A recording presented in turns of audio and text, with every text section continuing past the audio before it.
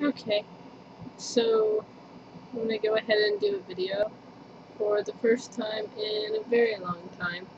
And the main reason I feel um, comfortable doing this video is that I just watched a video from one of my favorite YouTubers talking about death and loss.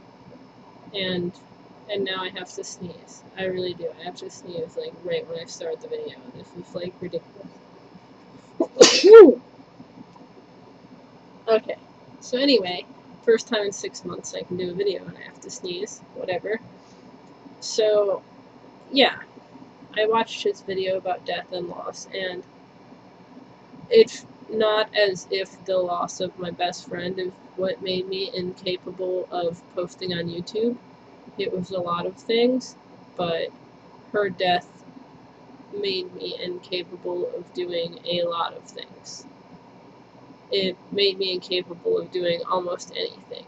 So I wanted to talk about that.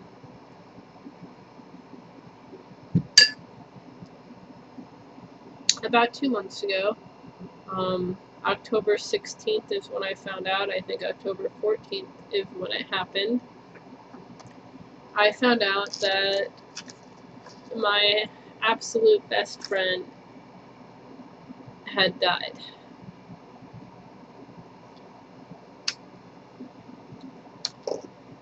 And my initial reaction was to think that people were lying to me.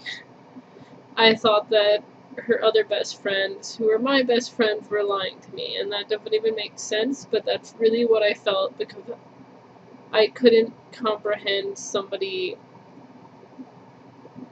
that I was that close to being gone.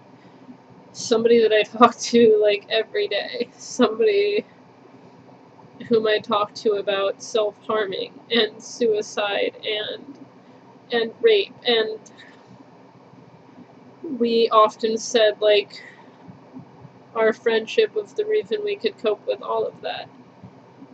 So her being gone kind of catapulted me into this state of complete uselessness. I wasn't eating. I wasn't I was sleeping. Either I was awake and drinking every minute of the day, or I was sleeping like for 20 hours at a time. And anytime I woke up, I would just start crying again, like really, really, really bad. I thought I could keep it together for this video, but anytime I woke up, I would just like, the first thought that ran through my head would be, she's dead. And then I would sob uncontrollably, and it would be too much for me, and then I would go back to sleep because it was better. Um, I didn't really have a plan with this video other than explaining that my life has been very, very chaotic, and that's the reason I haven't been around. But that is not the only reason. Also, I've definitely learned a lot about death and loss. I didn't really know anything.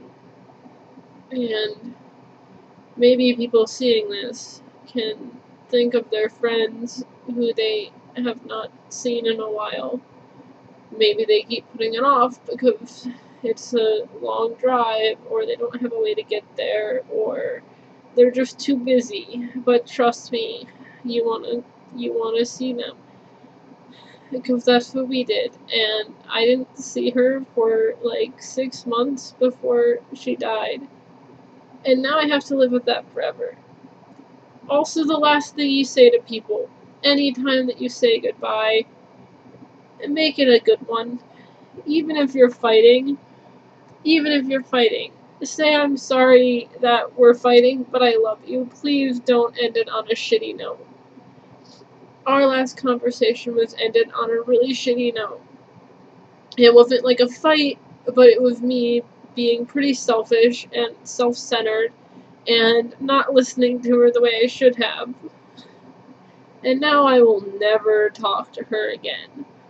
So you really need to make that matter. Every time I end my conversations now, I really try to make it more of a personal thing. In general, I try to tell my friends how much I love them. And one of the things that is strange about this is a lot of good things have happened around me because of her dying.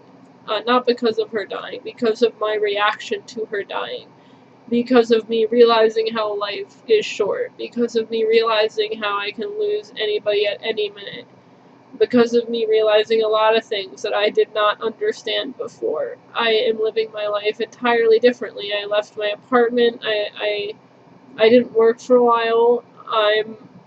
I'm changing pretty much everything, and I'm trying to live in a way that is making me happier and that would make her happy.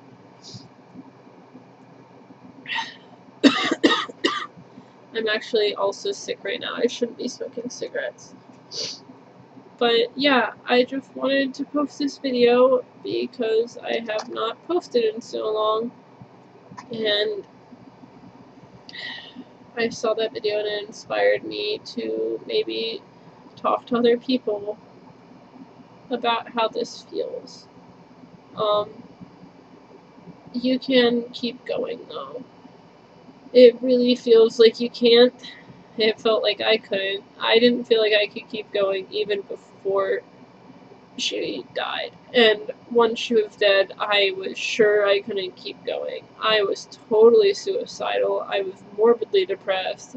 And all I thought about was, like, how can I rehome my cat so that I can be dead? I'm not kidding, that's how I felt.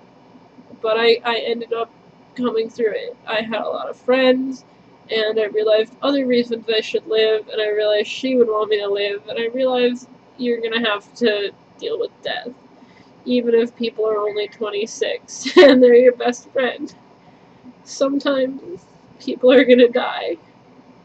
And you can make it through it. It'll be really hard. But you really have to reach out to those other people that are in your life. So this is my video, and I did not expect to be crying. Alright, I hope to be posting more videos that are a lot happier.